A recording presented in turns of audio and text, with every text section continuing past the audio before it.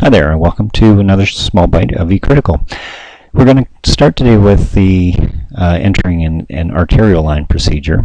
Now, if you go to the online material, there's a workbook that will allows you to work along with us. And so, if you want to go to that and follow along, you're welcome to, and then enter this in on your own. But the information I'm going to take from there comes from the workbook as well.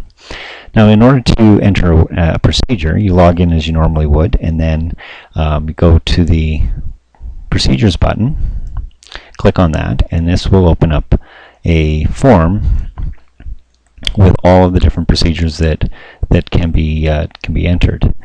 We would like today to enter in an arterial line. Click on that button, and it'll open up the procedure. Now, depending on what time you did the procedure, if you're like most people, you'll enter in the procedure right after you've done it. But if not, then you just simply have to modify the date and time that you did the procedure. But by simply clicking on the numbers and making whatever changes you need to make. The form itself is pretty intuitive. There's just a number of quick questions you need to answer, and everything is pretty well drop-down menu driven. So in this case, we're going to say click the indication. We're going to enter in a blood pressure monitoring, and also for access for ABGs, for example.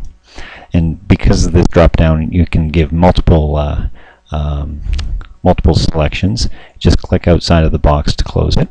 And since there are no other indications that you've indicated, you can see here there's others, and then you just have to add the comments. But since you didn't click that, this field will remain grayed out, so you don't have to use it.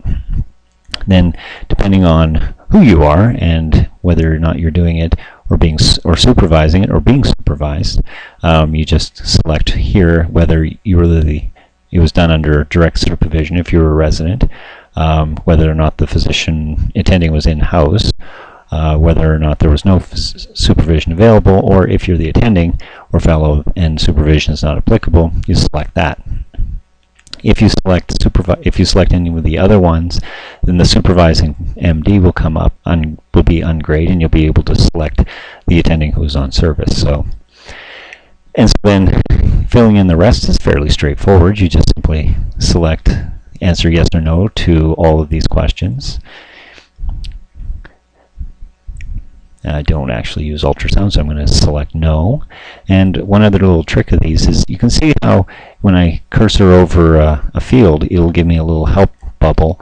But if I'd like further information, if the field is underlined, I can click on it, and it'll open up a little box that'll give you further information. Now, in the case of hand hygiene, it's fairly straightforward, and it should have actually been self-explanatory, but it demonstrates the help menus that are available within eCritical. So, after answering those questions, we'll then select the site, and let's say the guy was right-handed, so we're going to use a left radial insertion. And it was a new site. We didn't change any sites, and was pretty good. Got it on the first shot, no problem. So, none. Okay.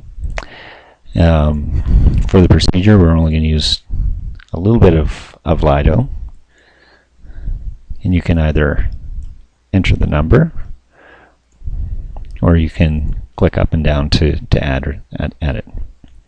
Once you're done with entering the procedure, you click Save and Closed, and if everything is filled out correctly, it'll take you to back to the procedure line. And that's all there is to it. Took me less than a minute and a half to explain it to you. It'll take you less than half a minute to fill it in yourself. Next up, we'll talk about how to enter in the central lines on the next video.